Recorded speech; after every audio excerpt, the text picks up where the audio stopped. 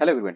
SSC के through निकली है फार्मासिस्ट की बंपर भर्तियां, पर डिटेल इनसाइट क्या है वो हम इस वीडियो में देखते हैं और आपकी एलिजिबिलिटी के रिगार्डिंग जो डाउट है वो क्लियर कर देता हूँ। 10+2 एलिजिबल नहीं है, ये मैं पहले बोल दे रहा हूँ। क्या डिटेल है, चलिए शुरू करते हैं। ये ऑफिशियल पेज है, आप जाके इस पे भी चेक कर सकते हैं। इस पे यहाँ पे जो डिटेल है एलिजिबिलिटी के रिगार्डिंग मैं देखता हूँ।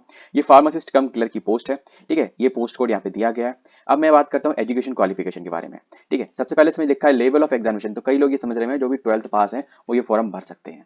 भूल के भी ये गलती मत करना, अपने 100 रुपये तो गवा ही दोगे और मेन चीज अपना टाइम और अटेंशन वो भी गवा दोगे, ठीक है। बात करता हूँ क्यों, क्योंकि इसमें ये लेवल ऑफ एग्जामिनेशन है। मतलब इसमें पहले आपको पता होना चाहिए कि फेस में 3 तरीके के लेवल होते हैं। पहला 10th, ठीक है। दूसरा 10+2, ठीक। और तीसरा ग्रेजुएशन। तो इन तीनों सिनेरियो में जो आपकी पोस्ट होती है उसको डिस्टिंग्विश किया जाता है कि आपकी पोस्ट किस लेवल की एग्जामिनेशन को अटेंड करेगी और कौन सी पोस्ट किस लेवल को करेगी। ये जो सैलरी वाइज जो पे लेवल होता है उसके अकॉर्डिंग भी होता है और डिपेंड अपॉन पोस्ट के अकॉर्डिंग भी होता है। अब हम बात करते हैं कौन एलिजिबल है। एसेंशियल क्वालिफिकेशन जिसमें आपकी मैच करे वो एलिजिबल है। तो अब आपको पता कैसे चलेगा कि मैं इसमें एलिजिबल हूं या नहीं।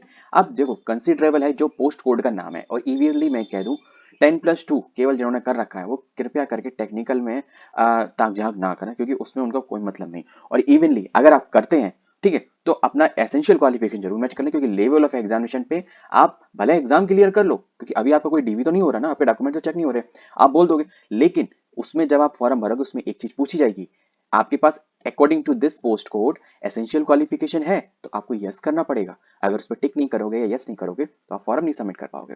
अब आप इसमें देख सकते हो फार्मासिस्ट की पोस्ट के लिए 12th पास लिखा हुआ है, तो बहुत से लोग इसीलिए और यहाँ पे हायर सेकेंडरी में 10+2 लिख के कूद गए उस वैकेंसी में, है ना। डिप्लोमा में भी अभी घुसे हुए हैं, लेकिन वैसा नहीं है। यहाँ पे डिप्लोमा इन फार्मेसी चाहिए, पर विद रजिस्ट्रेशन। रजिस्ट्रेशन आपका तभी हो पाता है जब आपका कोर्स कंप्लीट हो जाता है, आपने किसी भी स्टेट से। हाँ, ये बात सही है कि ऑल ओवर इंडिया का कैंडिडेट यहाँ एलिजिबल है, because of this your post is central, ठीक है। सेंट्रल ऑर्गेनाइजेशन के थ्रू हो रही है तो ऑब्वियसली ये सेंट्रली, तो इसमें कोई स्टेट का बैरियर नहीं रहता है। Individual that is to be depends.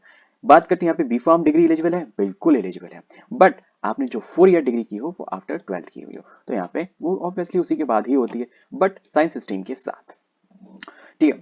तो ये आपकी एलिजिबिलिटी है, या तो आपने डिप्लोमा इन फार्मेसी कर रखा हो विद रजिस्ट्रेशन, या फिर बैचलर डिग्री कर रखी हो विद रजिस्ट्रेशन। अब कई लोग कहेंगे कि इसके आगे तो कहीं लिखा नहीं रजिस्ट्रेशन होना मैंडेटरी है।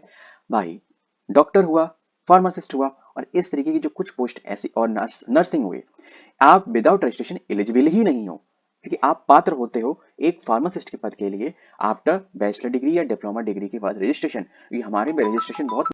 तो वीडियो में यही समाप्त करता हूँ। आपका जो लेवल 10+2 वाले एलिजिबल है या नहीं, ये डाउट एकदम क्लियर हो गया होगा। तो मिलते हैं नेक्स्ट वीडियो में एक और अपडेट के साथ। कुछ लोगों को कंफ्यूजन हो रहा है क्योंकि फार्मासिस्ट की डिफरेंट इसमें तरीके की पोस्ट निकली हुई है, तो किसी में कुछ एलिजिबल है, किसी में कुछ एलिजिबल है, तो वो भी नेक्स्ट वीडियो में डिस्कस करते हैं। जय हिंद।